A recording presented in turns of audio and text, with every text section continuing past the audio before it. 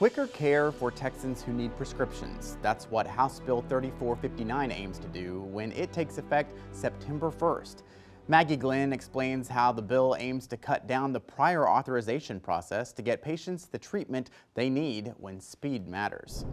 If I order things like a CAT scan to evaluate my patient's breast cancer to make sure it hasn't spread somewhere else, frequently I have to go through an insurance company to make sure that they think that's okay. Breast oncologist Dr. Deborah Pat says that prior authorization process delays her ability to treat and evaluate her patients. Before they can get appropriate therapy and before they can understand how risky their disease is to them, they have to go through this process of waiting. According to the Texas Medical Association, 8 in 10 Texas physicians reported having to obtain prior authorization for medical procedures and common prescriptions. 85% of them reported that process delayed patient care, ranging from days to weeks. That can change a child with a urinary tract infection from a local problem to a septic illness that could be potentially life-threatening. Now, House Bill 3459 gives doctors who have a 90% approval rating from insurance companies a gold card and allows them to skip the pre-approval process. If you have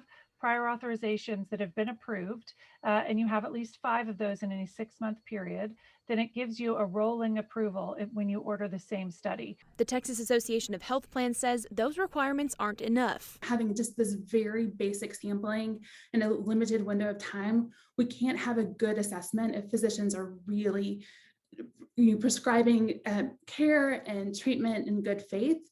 And it's just an invitation for waste, fraud, and abuse. But Dr. Pat says insurance companies are just trying to manage costs. They're not in patient rooms giving care to patients every day. Maggie Glynn for State of Texas. The Texas Association of Health Plans says the gold carding process could lead to problems if a patient has more than one provider. For example, multiple doctors might prescribe different drugs that don't interact well together, which could lead to side effects. The association says an insurance company could catch a problem like that ahead of time, but doctors say patients can take control of that by fully disclosing all medications during their visits. Thank you again for joining us for State of Texas. I'm Josh Hinkle. We'll be back next week to bring you an in-depth look at Texas politics. Have a great day.